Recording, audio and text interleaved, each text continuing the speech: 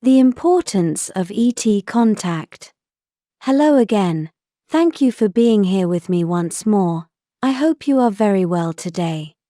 I am Marie. This information can be seen as science fiction, or as the viewer sees best, and I post it for entertainment purposes only. Still, I take my information very seriously, and for whoever has eyes to see. This next is a true story from one of the starseeds with whom the Taygetans had contact sometime in the past. The starseed runs up to his mother and excitedly tells her that he has discovered why the governments are hiding the existence of extraterrestrials. Furthermore, he has discovered how when adding all the dots, he finds irrefutable proof that they don't only exist, but in fact, are all over the place. And his mother, who is a matrixed person, turns around and asks him, "Okay, you have discovered all that, but why are you so excited?" It means nothing, it's all the same to me and to us, in any practical sense, because I must go to work tomorrow as usual, and the bills must still be paid, so who cares? How a person approaches the presence of extraterrestrials shows a lot about who he or she is. As the old joke goes, it is easy to see and discover which people are starseeds and which are not, when an extraterrestrial spacecraft, a UFO or a UAV, approaches a crowd. See, regular humans will run away from the approaching spacecraft, screaming in fear and yelling for help from government agencies such as the police or the National Guard, while on the other hand, starseeds will run towards the approaching craft, yelling, "Wait for me, wait for me." But as the starseed's mother in the story above says, what is the point? Why is it even relevant? And what is ET contact good for? From my point of view, from here, being a child of both worlds, everything on Earth starts, and everything finishes with ET contact. Everything that is happening there, the good and the bad, has its origin in ET contact one way or another.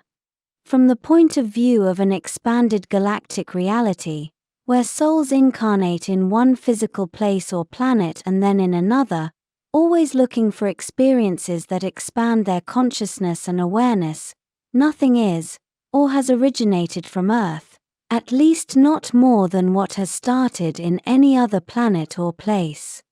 This is because as souls travel incarnating on one planet after another, they go picking up experiences and ideas that they later apply to the next planet or place they incarnate on. This means that ideas and concepts that have philosophical, existential purposes, or practical scientific and technological dedications, are shared by all the members of the species, and of their cultures, regardless if they come from Earth or any other planet. Even if the veil of forgetfulness is strong on Earth, it is not complete nor is it total. This means that subconsciously every soul retains all the experiences it previously had in its past incarnations, on Earth and elsewhere. This is directly reflected in the individual's personality traits, likes, tastes, and tendencies, as well as what they decide must be their life work. On Earth, this is mistakenly described in astrology as being the consequence of which zodiac sign they were born into, the exact date and time, as well as the consequence of family, school, and social circumstances, which undeniably do take a part in the formation of an individual. After all, that is why they incarnated, to gain that life experience. Yet, in the first part of what I said above, a person's zodiac sign does not cause an individual to have certain personality traits, as it is said, because it is under the influence of these or those stellar objects. In my culture, how astrology is interpreted is the other way around, where a person is born into one or another zodiac sign because of the personality traits it had before incarnating, which means it is the logical consequence of each soul's vibration. Even there you can see how humans on Earth are conditioned to be in a victim deterministic mentality, and not in a creator and life control mode. One of the most notorious subjects all governments on Earth have been trying to hide for decades, hundreds, if not thousands of years, is the presence of extraterrestrials, not only their mere existence, but hide the bothersome fact that they mingle with humans every day and just about everywhere, and this has always been so. All governments on Earth do, and have done their very best to hide anything that has to do with extraterrestrials, as if it were a terrible and destructive thing for people to know, as they always use public safety as an excuse to erase evidence, and manipulate, deform and deviate attention from this subject. And destructive it is, because ET contact is so important that it has reality, and Earth matrix destroying capacity, and that is what the controllers of Earth fear the most. As I said above, everything that exists on Earth starts with ET contact, as its matrix and conceptual reality is the result of non-human manipulation and paradigm editing, as well as perception and mind control to focus the attention of the souls there, to only see and accept what their matrix dictates is real, becoming blind to everything else, even if it is in front of their very noses.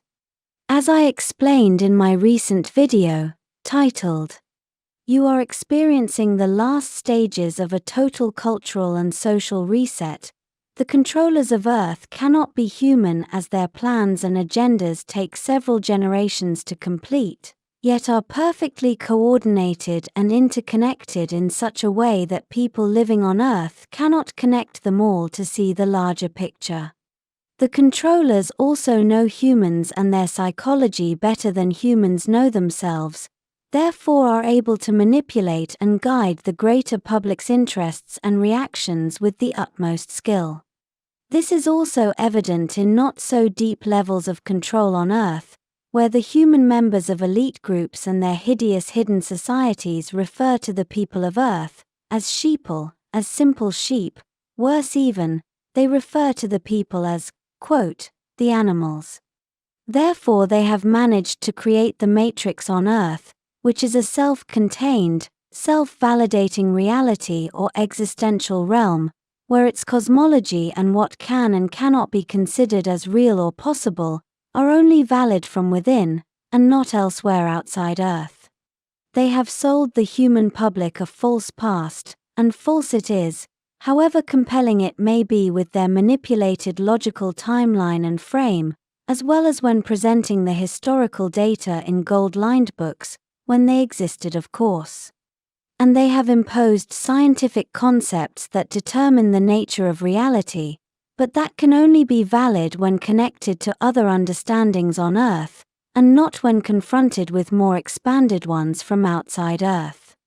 An example of this is the adoption on Earth of a 10-based mathematical model, that although perfect from its own point of view and what it creates and explains, is vastly incomplete and incompetent when compared to the accurate capacity of a full non-human 12-based mathematical model, because the first creates an imbalance between the so-called material world and everything else, like other realms, the astral, and so on.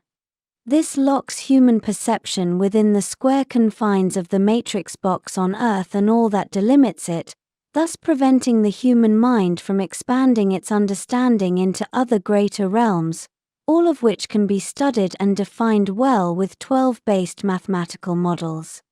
They have made humans believe Earth is the only planet that is capable of hosting life.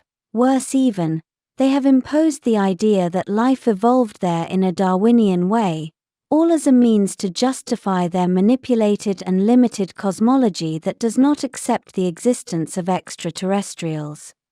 As I explained in that same previous video, the ultimate controllers of Earth cannot be human, therefore it would logically be in their very best interests to hide the fact that it is them who control Earth, and to the point where they see it's best for humans to think that they don't even exist, for their own protection. They have done their best to erase the possibility of ET existence from the minds of the general population, skillfully inserting associations into the human mind, which connect everything ET with entertainment, science fiction, and even cartoons, as I recently saw in a live show where the man who was there to talk about his experiences working with Malakak tall white aliens in government bases was ridiculed when he was asked from where he was originally. When he said that he was from Albuquerque, New Mexico, the show manager or presenter said that it was also Bugs Bunny's hometown, while he talked making voices like a Looney Tune, causing a slightly humorous situation to be consciously and unconsciously associated by the viewers with cartoons and the unreal, and who, as a consequence, will now see the man who was there to talk about his ET experiences as loony or crazy. This is just one example of many, where on countless occasions the very word, extraterrestrial, is being programmed by the controllers into human minds to be seen as ridiculous, and as an inconsequential subject associated with craziness. The controllers of Earth, both the ones at a human level who know that the ultimate controllers are from off-planet, and those themselves, know that if the mere existence of extraterrestrials, with all the rich and vast variety of them, is revealed to the public, or it is made aware to them by other ways, it would mean the destruction of their cherished matrix paradigm. This is because it would cause all that the public believes is real, and what defines the matrix on Earth, to crumble under the vast and far more expanded reality, science, and cosmology that those extraterrestrials would inevitably bring along with them. At first, the controllers of Earth, both the ones at a human level and those at a Galactic Federation non-human one, agreed to try to erase the idea and the existence of extraterrestrials from the general public's mind using their media-based psychological tools. But they faced a much larger problem that their media could not solve, and that problem is that many of the so-called extraterrestrials do not all agree with following their Galactic Federation-imposed rules and regulations regarding Earth. The controllers of Earth at first tried to contain and control those extraterrestrial groups and races they consider disobedient and even rogue, and they viciously continue to try to contain them to this day, as my group testifies. To try to stop them from revealing too much to the general public, thus endangering the solidity and congruency of their cherished matrix, but their efforts have not been enough, as the Earth has been inundated with star seeds who are essentially non-humans in a human bodysuit, and who bring along their higher values and experiences living elsewhere in the universe. Furthermore, non-human groups have infiltrated their internet, using it to share their unique points of view, even despite the best efforts from the controllers to stop them. This is even though the internet is as much an information-gathering tool as it is a disinformation-disseminating instrument, therefore also used to confuse the population through its countless contradictions and opposing points of view, all of which have become the best way to hide the truth in plain sight, as the general public cannot tell facts and lies apart. And with it, hiding, deactivating and slandering all the information that does not conform to the nature of their matrix, and that inevitably includes non-human information coming from those ET groups the Galactic Federation considers as rogue. But despite the best efforts of the controllers of Earth, of all of them and at all their levels, the ever more overt presence of extraterrestrials on Earth has caused them to take more drastic measures.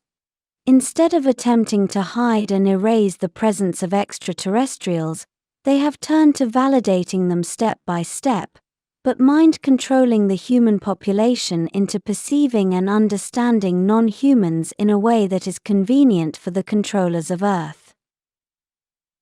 This way, everything that those disobedient ET groups could do or share would be under their direct control, therefore deactivating the matrix crumbling and transformational potential of anything the non-human group could even say or share with the general population. This is why they are now slowly proceeding to validate the types of ET contact and existence that conforms to their interests, yet they will never validate what is not. This is also why they are validating, and even sponsoring renowned researchers, with famous names in the ET community, who form a cabal of their own to monopolize and impose their truths about ET contact and extraterrestrials at large, systematically using them to diminish and disqualify any lesser, non-government sponsored individuals who dare contradict them. And with this, they do the same with the ET groups who also dare share their reality directly with the public. As you can see, ET contact is so important that it changes everything, and can crumble the entire matrix and society on Earth, exactly as a spiritual awakening does to an individual. The same happens with spiritual awakenings, as people need to embrace the existence of extraterrestrials if they want to expand their understanding of reality, of souls, the afterlife, reincarnations, and so on. This will be all for today. As always, thank you for watching my video, and for liking, sharing, and subscribing for more. And I hope to see you here next time. With much love, your friend, Mari Swaruu.